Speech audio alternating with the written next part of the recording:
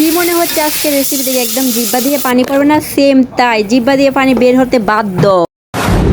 Hello guys, সবার কি অবস্থা? চলো দারুণ রেসিপি শেয়ার করি। যদিও রেসিপিটা 2-3 দিন আগের, তখন আমার প্রচুর জ্বর ছিল, জ্বরের মুখে আমি কিচ্ছু স্বাদ পাইনি। তখনই স্বাদ বাড়ার জন্য আজকের এই রেসিপিগুলো আমি তুলে ধরলাম আর তোমাদের সাথেও শেয়ার করলাম। মাছ ভাজার জন্য বরাবরই আমি হলুদ মরিচ লবণ দিয়ে মেখে সেটা ফ্রাই করে নিই। সব রান্নার মধ্যে সেটা আমার তোমরা দেখতে পাও যারা আমার ভিডিও নিয়মিত দেখো, তার জন্য আজকে সেই বরাবরই সেই কাজটাই করলাম। তারপর এখানে দেখো যে কতগুলো টাটকা ফ্রেশ জলপাই নিয়ে আসলাম। এটা কিন্তু একদম ফ্রেশ জলপাই, আর সেটা দিয়ে আজকে রেসিপিটা দুর্দান্ত হবে। কিভাবে টক দিয়ে রেসিপি করি সেটা তোমাদের সাথে ফার্স্ট টাইম শেয়ার করব। যখন রান্না করতেছিলাম তখন গায়ের মধ্যে 100 ডিগ্রি জ্বর ছিল, আর এখন বয়স দেওয়ার মতো আলহামদুলিল্লাহ পুরোপুরি সুস্থ। যাই হোক, রান্নাটা হয়তো একটু 19-20 হতে পারে, মানে জ্বরের অবস্থায়, তোমরা ডোন্ট মাইন্ড, পুরাটাই দেখতে থাকো। কিন্তু রান্নাটা খুবই মজা করেছিল। এখানে আমি সব মশলা দিয়ে জিরা, সজের গুঁড়া, তারপর মরিচ লবণ সবকিছু দিয়ে আর একটু হালকা আলু কেটে নিলাম, কাঁচা আলু 2 ফালি করে, সেটা মশলার সাথে কষি। এবার সেখানে দিয়ে দিব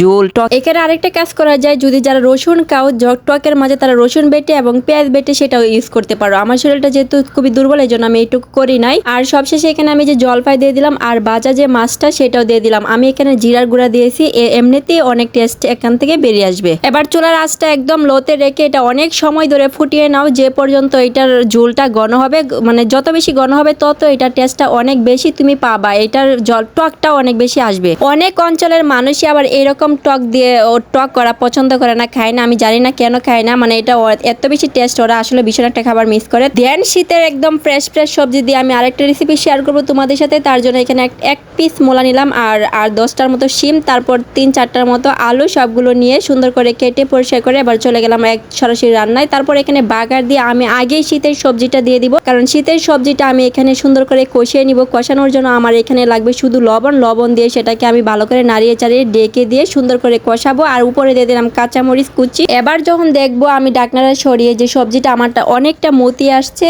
তারপর আমি এখানে বাকি যে মশলাগুলো সেইগুলো অ্যাড করবো। এবার উপর থেকে নাড়িয়ে দিলাম। প্রথমে দিলাম জিরার গুঁড়া, তারপর মরিচের গুঁড়া, তারপর হলুদের গুঁড়া, স্বাদ মতো লবণ তো আমি আগিয়ে দিয়ে দিলাম। এবার এটার সাথে মশলাটা সুন্দর করে কষিয়ে নাড়িয়ে দিয়ে কষিয়ে নিব যতক্ষণ না পর্যন্ত মশলাটা থেকে আমার কাঁচা গন্ধ চলে গেছে। আরো টেস্ট বাড়ানোর জন্য আমি ঢাকনা দিয়ে ডেকে তারপর পুরা করে এটা কষিয়ে নিব, মানে মশলা, ঝোল আর সবজি একদম ফ্রাই করে নিলাম। তার কষানোটা পারফেক্টলি ডান। এবার এখানে আমি ঝোলের জন্য পানি দিয়ে দিব। শীতের সবজি যদি এভাবে তুমি রান্না করো তাহলে শীতের সবজির যে একটা অর্গানিক কালার সেটাও পাবা, আর তাছাড়া সবজিটা পুরোপুরি ভাঙে চুরমার হবে না। এই তো হয়ে গেল ভাজা মাছ দিয়ে। এবার আমি ঝোলের জল দিয়ে একদম ফুটিয়ে নিব, টকবক করে। আমার দীর্ঘ সময় ধরে জাল করার পরে যখন তরকারিটা হয়ে গেল, এবার নামিয়ে নিব। তারপর আমি চলে আসলাম খাবার খাওয়ার জন্য। খাবারের রিভিউ অনেকই সময় তোমরা অনেক বেশি পছন্দ করো, তার জন্য আজকে চলে আসলাম। আর আমার মুখে যেহেতু অনেক বেস্বাদ, কোনো স্বাদ নাই জ্বরের মুখে, তার এই যে খাবারটা আমি খাচ্ছি জলপাইয়ের আলু দিয়ে টক, আমার কাছে মনে হচ্ছে যে অমৃত। আমি আজ